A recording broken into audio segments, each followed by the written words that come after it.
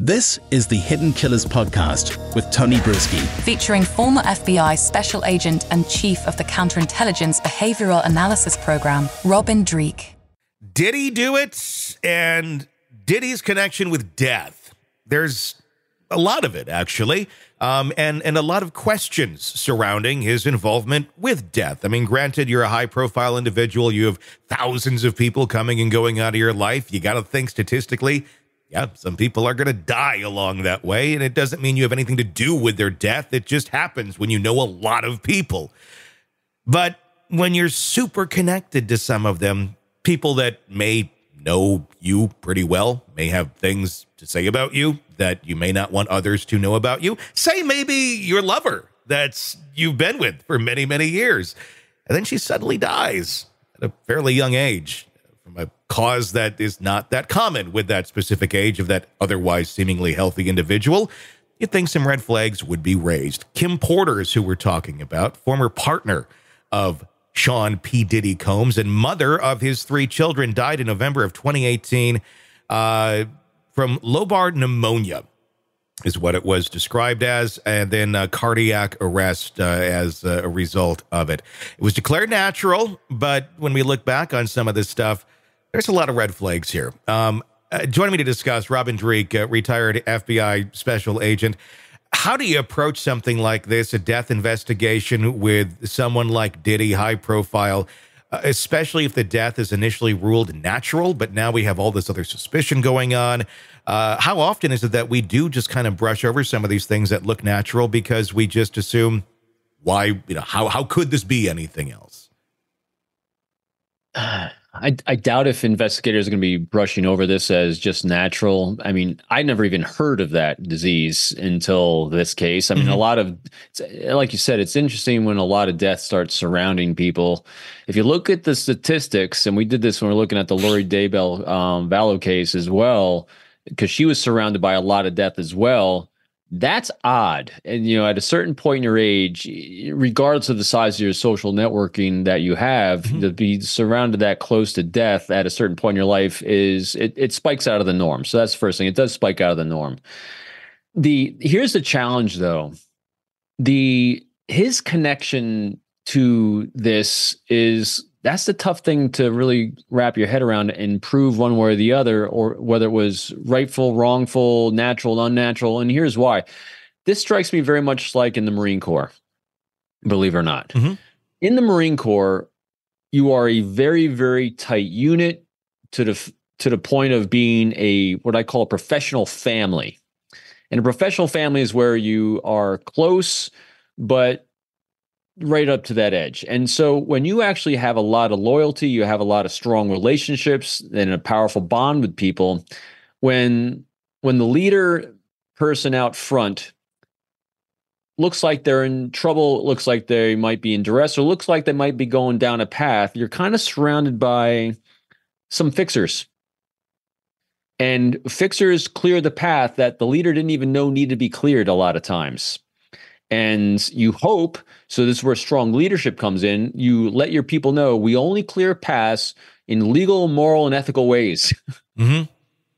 But if you have someone out front that is kind of playing by their own rules, make their own rules, or skirts the rules, or know where that gray line is, and might leak out during a conversation with someone. I'm talking about Marine Corps hypothetically here. Like, hey, it'd be great if that flagpole, just wasn't, blocking the sun, from my office. Next day you come back and the flagpole's gone, and you say, what happened to flagpole? I don't know, sir. So it's one of those things that when someone has that kind of influence and that kind of notoriety and that kind of connection to people, and it becomes known that there might be a problem or issue with a thing, a person, or anything else, people and things are going to start maneuvering around them to clear the path for that leader out front. And so, and you have no idea who did it. It probably wasn't. It's why it's challenging. I don't even know how to say more than that. It's just challenging because you're going to have people that are clearing paths for the leader out front. And that's interesting because clearly, Diddy did have power. And I'm not saying that that law enforcement did anything wrong here or didn't go down this path or whatnot. But that's interesting how you describe it. I mean, sometimes is it just is it intentional that those paths get cleared? Is there someone going, well, he's a good guy, we believe he's a good guy, or this or that, and he couldn't possibly have done anything like that. Look at him, he's mourning, he's publicly, going on and on about all this, which one normally would do if your spouse dies. But we've just seen this show with him so many times of almost, taking death or something horrible and then twisting it around and then being the victim when he needs some attention or some credibility.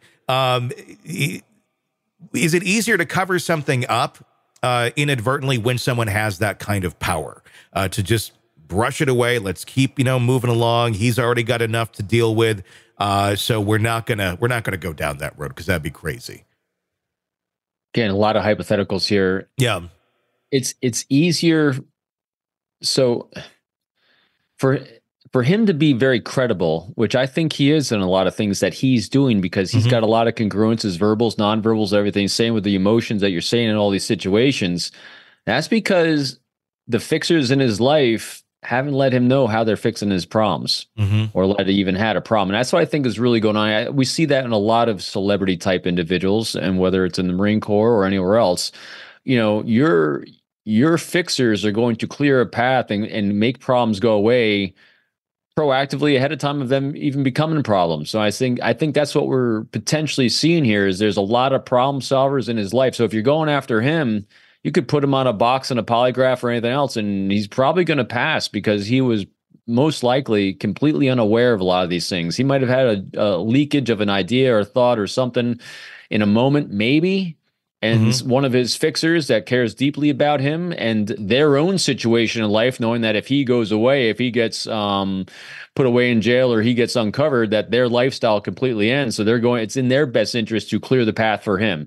So it's a very symbiotic relationship, but he might be completely oblivious to a lot of it. Not all of it, but a lot of it. Well, I mean, and it's interesting because he seemed to have solved a lot of his problems in the past with NDAs, and that seems to have worked for a long time.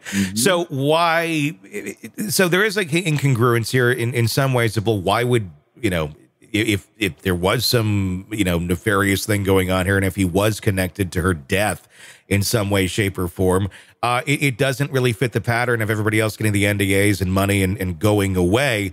Why would he kill her? And if that happened, and obviously that's just a big if, because I don't know. I mean, she obviously would know quite a bit about him. Cassie knew quite a bit about him. A lot of people knew quite a bit about him, and now they're all finally speaking out. So why did this one die? Or maybe this just was a natural death that was around him, and it just really looks very suspicious now that we know the rest of the context around him. Yeah, don't know, because we don't know what everyone else knows as well. And I think in a lot of complicated cases like this, I got a feeling we might see things and this might be an example of it, may or may not be an example of this, where someone was, let's use hypotheticals. So, someone comes down with the flu or pneumonia in this case, and there's two courses you can take. You can go get that person the medication, go get them the treatment so that they get better, or you could not. And they die from it. And we're not saying that that's what happened, but that could be. But you see what I mean? Yeah, it could be. Where you're not necessarily killing them, but you're also not doing what would help them as well. Right. So, and is that illegal? Yeah. So I think when you have individuals that are, so let's assume this too.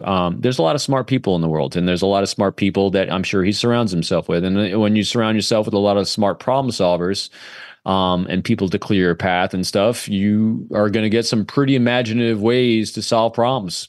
And I don't know if that's what he's doing or what that whole thing is doing, but this is what I've seen.